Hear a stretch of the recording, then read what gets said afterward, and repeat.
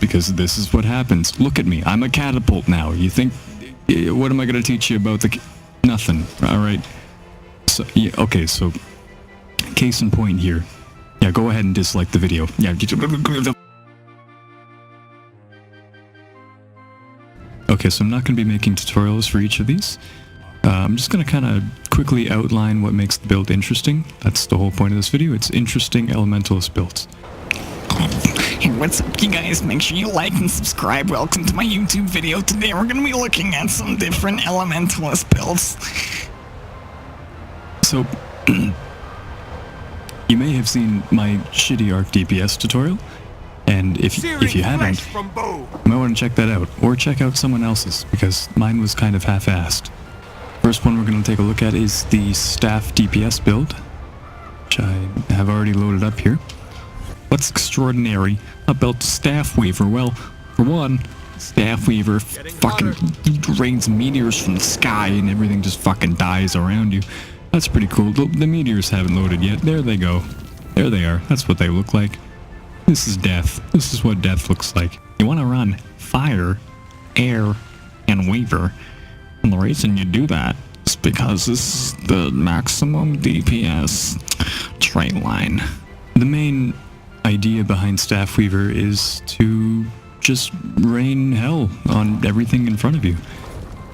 Not quite indiscriminately.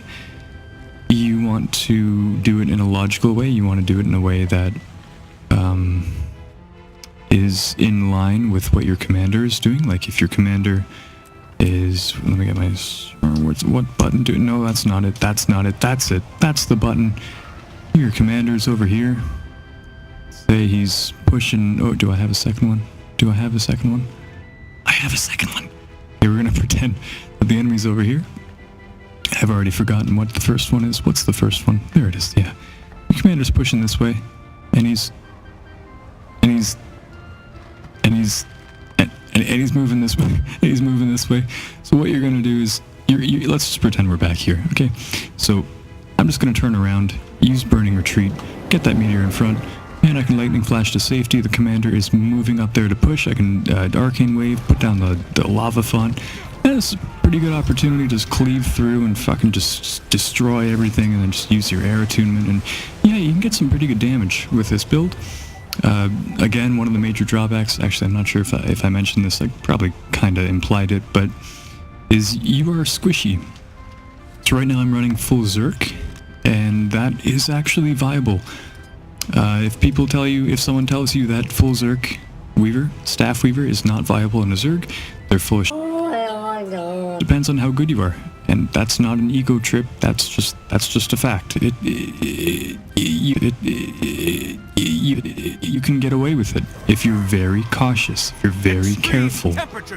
But you have to be very careful if you're gonna do that. So, and let's be real here. Most of the time, I don't run Glassy. I run Marauder because you might be under siege.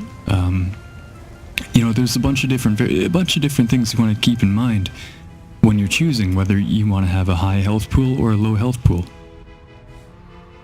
So, if I know that I'm just going to be doing GVGs, or which I don't really do that often, but you know, sometimes they happen accidentally, or big Zerg fights, I'll probably go pretty Glassy because I know that if I have good positioning, it doesn't matter how much health I have. I shouldn't be taking very much damage at all. I shouldn't be in a place where I'm taking much damage. Doesn't matter how much health I have. But under siege, like if we're taking SMC is a good example, or hills, that's a scenario where I'm going to go into an area that is an area where I can get my Arc DPS to work, and I'm going to switch to my Marauder and get my health pool up.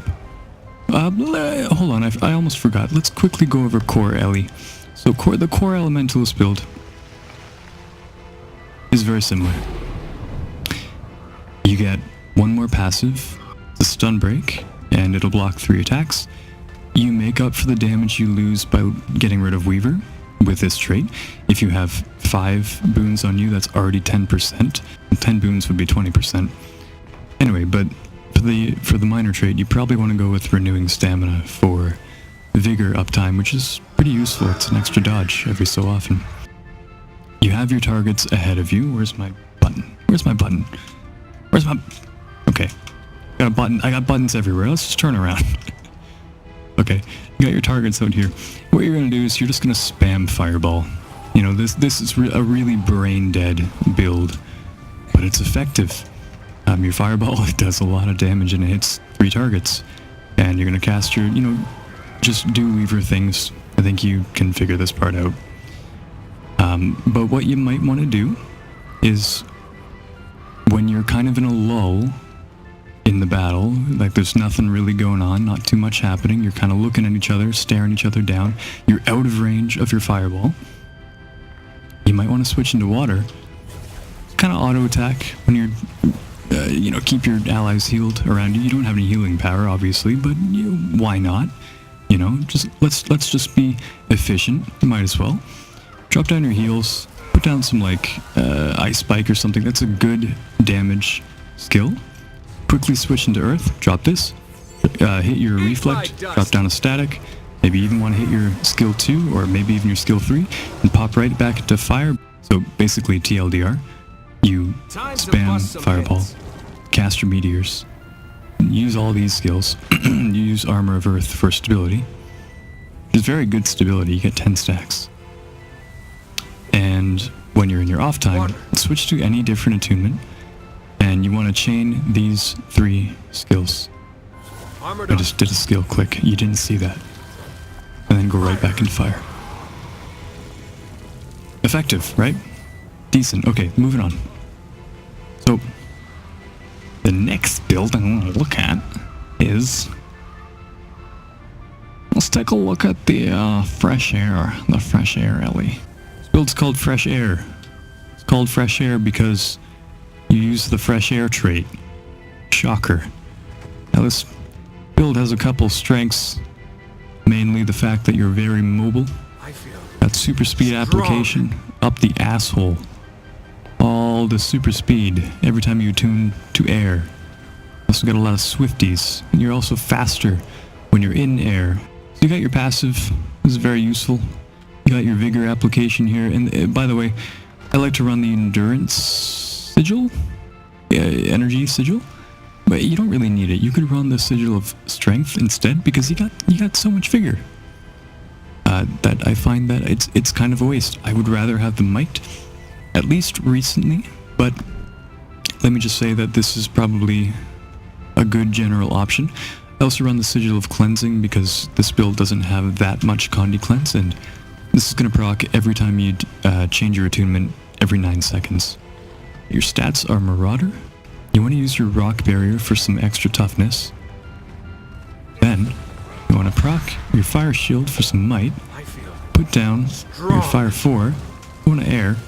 Blast it with Magnetic Wave. You could CC them at this point and then attune to fire. Now that's what I tend to do, but one other way that you could do it is you could blast with... Is this a blast too? Yeah. So I think you could do it like this too. Yeah, and then do it like that, and then do you have it for long enough? Yeah, you do. Okay, so you could actually blast it for way longer, iZippy. But you want to, when you engage, your main burst, which you're going to set up with that rotation. So again, you can use either the first or second rotation that I just did there for some might generation. So what you want to do is you want to hit these golems that haven't loaded. There we go. You want to hit them with the Arcane Blast first, and then as that's hitting, proc Plasma Beam. You attune to air twice, and then you hit air number 2. That's your major burst. So, get our might up. That fits good. Eat my dust. Oh, and I kind of fucked that up, but... I basically did it. So, what I did wrong there is you're supposed to hit Arcane Blast first, and then you hit Plasma Beam, and then you attune to air, and then you attune to air again, and then you hit air number 2. Yes, I'm skill clicking. So that's your major burst, but they're not going to be dead most of the time after that. In fact, most people will be smart enough to avoid that, block it, evade it, or go behind something like you would do if you're hiding from a ranger. So what you do to counter that on this build is, for one, you want to make sure you have your rock barrier up. That's pretty important. You want to have that up as often as you can. You can use your swirling winds to create a projectile block. You can use Gale, Air 5 as a CC. You can use your Earth and Air dual attack as a CC. You can use, this is very helpful, Obsidian Flesh and Magnetic Wave. That's another projectile block. Or reflect? Yeah, reflect. And a Condi removal. And also a blast finisher. But this is your main sustain skill with this build. So you're invulnerable for 4 seconds. What I like to do is I like to start an engagement either by popping this pretty early on, or I will save it and have it ready. You want to have it ready on your bar if you know that your enemy hasn't already used their major burst. Or not. You know, it's all situational. You know, maybe I'm full of shit. But that's a good idea, okay? It's a good idea to have this ready. It's a good idea to not have it ready, because if it's not ready, you can do stuff like this. And I fucked it up again. But you can see that it's it's very good. It's a good build. You can pressure them. You want to pressure them with your auto attack. Your auto attack and your air 2 is very effective at maintaining pressure. Sometimes, if the enemy is relatively low health and I'm just chasing them, this is all I do. Or another thing you can do is you can auto attack. Attune to fire quickly, and then just keep auto attacking. That's going to keep your might up, and you're also going to get 2 extra strikes through this trait. Yeah, this trait. And another thing you can do is you can attack them and go into water, use skill 2 and the dual attack quickly, then attune to air. It's a good burst as well. Remember to use your CCs, remember to use this skill, remember to use your projectile blocks, your projectile hates, your invuln. Use Arcane Blast a lot. Make sure. Oh, here's a trick. I should have mentioned this earlier. If you're in Earth and you use Arcane Blast, then immobilize. It's super effective. And you can go right into air and get your super speed and maintain your distance. One last thing about this build, don't use Dragon's Tooth too often. Nobody gets hit by this skill. If you get hit by this skill, you deserve to get wrecked. It's so, it's like more obvious than it's very obvious, okay? Don't get hit by this skill, don't use that skill. Let me just go ahead and contradict myself immediately. Alright, you got a thief on you, he's harassing you. Or Mesmer, he's invisible. You don't know where he is, okay? That down. Okay, you're gonna drop it down. Drop down, random dodge maybe? I don't know, is that a stupid thing to do? Could be. Drop down your Earth 2. Drop down your Fire 4. Maintain your might. Get your rock barrier up. You got another AoE here. Maybe another random dodge. Now put down the Dragon Tooth again. There's a bunch of stuff you, and then there's the thief. Okay, pop into air.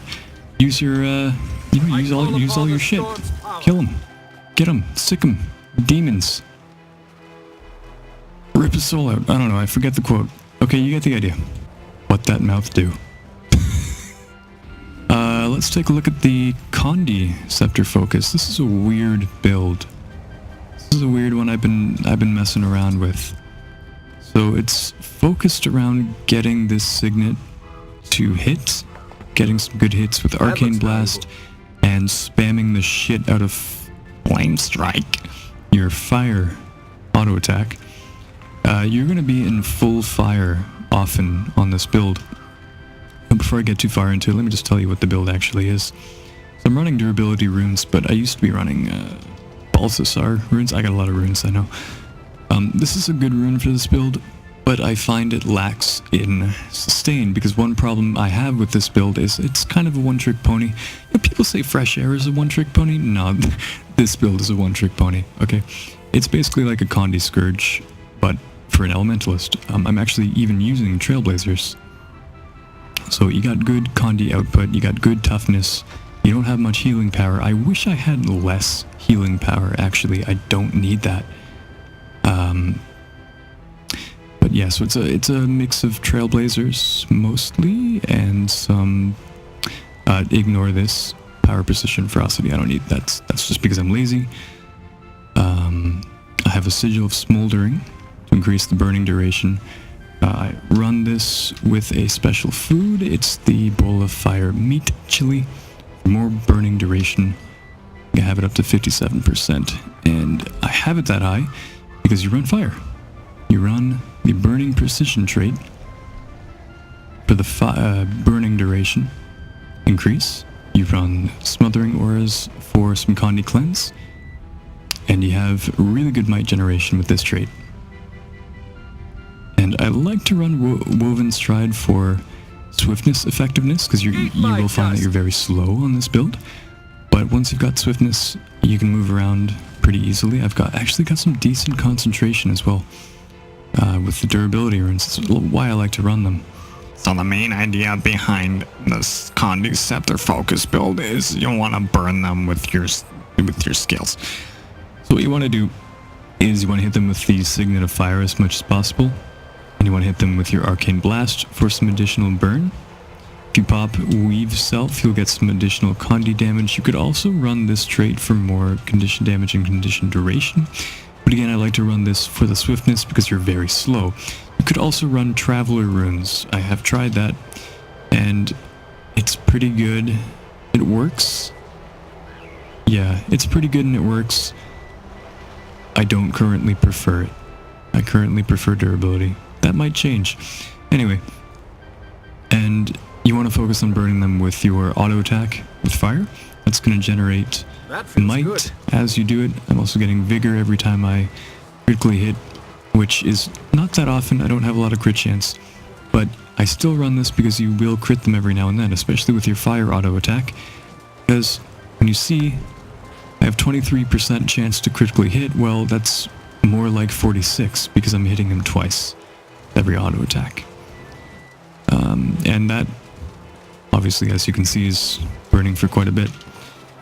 And what you can do is, well, you can stack up burn stacks really quickly. Really quickly. And you've got more skills that add burn. If you attune to water, you've got your fire water dual attack, which is gonna burn for quite a bit. You might as well attune right into earth. Right after that, you got a daze you can use. You can chill them. You can chill them while you're there, and you can use your fire and earth dual attack for more burning. And my signet is already up. It's a very low cooldown. Your arcane blast is about the same cooldown as well. It's only 16 seconds. So you got a lot of passive, you got a lot of consistent burning with this build. It's quite nice. It works. It's okay. This build is okay. The next build we can take a look at is the Sword Dagger Antitoxin build. I have a variant of that which runs fire. Which, if you're familiar with the Fire Weaver in PvP, it's very similar to that. The Antitoxin build is basically an anti-Condi cancer shit bullshit build. It's basically a big fuck you, I'm not gonna die from your Condis in a build. You can even fight the annoying Scrapper Condi build that's going around never have too much treasure with this. So, it's Antitoxin runes, obviously. So every time you remove a condition, you remove an additional condition. You've also got some condition damage, and you have reduced incoming condition duration. Now, if you really want to be anti-Condi, if you're really just... let's say you're fighting a really good Condi Mesmer, Aussie, asshole, then you might... I'm just kidding. Then you might have to run... No, I'm not. Then you might have to run the Signet of Water as well. And this is a decent skill to keep in mind, to use and to keep in mind, because if you pop it active, it will heal you, and it's got a relatively low cooldown, and if you're running Antitoxin runes, you've already got reduced Condi duration anyway, but when it's up, and you want to keep it up for the most part, that's what she said, you will have reduced incoming condition duration even more, 20% more, in fact. So right now I have negative 40. Now I have negative 45 incoming condition duration. That's very useful, especially when I cleanse conditions every time I swap attunements every 9 seconds, and I remove an additional condition every time I do that.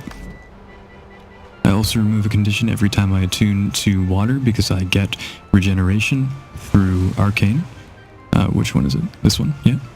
I get regeneration, which cleanses the condition. Every time I get swiftness, I could, if I take this trait, if you're really going anti-Condi, you could take that trait. Was I running before? Yeah. You could run, sorry, don't mind me multitasking here. Woven Stride for some swiftness into regen, which will give you additional condition cleanses. So this is a condition cleanse now. Refreshing. Attuning to air is now a condition cleanse. A major strength of this build is that you have very good sustain with your Aquamancers training. Your water too is, the cooldown is significantly reduced, so I can combo into that. I can use my other sustain skills. I think I did that. Yeah, I definitely did that wrong, but you can blast that 3 times in succession. So what you do is you Riptide, use the skill, attune to Earth, blast it again, then you move forward a bit, dodge backward, and your passive will blast it again. That's very good sustain. Now for offense, what you want to do is go into fire, pop your primordial stance, and if you hit your weave self, you'll get that condition damage boost. And you will do AoE burning with the primordial stance, fully attuned for more AoE burns. And these 2 skills, actually all of these except for fire grab will apply burning. The last swipe on your auto attack will apply burning, which is why auto attacking is important if you can land the hits. And yeah, again, don't want to go into too much detail because this video is already getting pretty long, but you have decent offensive capabilities with this build and very good sustain capabilities. Very good against condition builds. Now, if you want to take it a step further and go to the fire variant of this build, I'm now running fire trait line. I don't have the sustain of the water trait line, so I have to be a bit more careful, a bit more mindful. But when I'm in fire attunement, I get that might generation. I can remove a condition by attuning to fire now, and I've got that burn duration increase. I'm also using the glyph of elemental power. So what I like to use this for is my flame uprising. I'm already going to apply some burning, and this skill is quite easy to hit things with. So I guess I'll go to a golem to demonstrate, and of course I land down here. But that's an easy skill to land, so I just like to chain it with primordial stance and the glyph. What the glyph does is it will improve the damage that you do for 5 strikes, and you will also do burning every time you do that. So if you combo these 2 and you hit them and you fully attune, well, just take a look. Your seams are showing. That's some pretty good damage. I didn't even have weave self up, and that was very quick too. So, I actually have to go to guild raid. I will continue this video probably tomorrow or at another time. Hi, it's a day later and I realized that I didn't even tell you what stats I was running. Wow, I'm running Celestial. I'm running Celestial stats. Almost all Celestial stats. I'm running 1 Marshal's piece. But I would be running Celestial if I wasn't so lazy and had an extra Celestial ring. But I don't. So that's the Antitoxin build. We're gonna look at another build now. Gonna look at a different build. Let's take a look at the pack rune build. It's very similar to the last build that I just showed you. And the mechanics are very similar to the last build that I just showed you. But you use the pack rune, which gives you 5 stacks of might, fury, and swiftness for 8 seconds while in combat. And the cooldown is 30 seconds. You're gonna get that every 30 seconds you're in combat. So when you engage, you already got a bunch of might because you got some might from your Sigil of Battle that we're gonna be using for this build. You start your engage with your Ring of Fire, and you blast it with your... and don't do that. Why am I invisible? This is why... This is why I usually don't do stream of consciousness videos, because this is what happens. Look at me, I'm a catapult now. You think... What am I gonna teach you about the... Nothing, alright? So, yeah, okay, so... Case in point here. Yeah, go ahead and dislike the video. Yeah, you get it, alright? So let's move on to the next. You can see I've got a couple here, like Holbrack. This is just using a different rune variant, pretty much. So the Holbrack rune is similar to the Antitoxin rune in that it decreases incoming condition duration, but it also has some extra power and might duration, and you've got some boon duration as well. Now, the final piece is actually negative incoming condition damage. Is that better? I don't know. I would prefer if it was condition duration, but what do I know? Maybe it's better off that way. Anyway, this is pretty good, actually. I like running these Holbrack runes. Every now and then it's fun to toy around with, but most people don't have a set of legendary. So I wouldn't recommend basing your build around this. That's why we're not going to focus on that.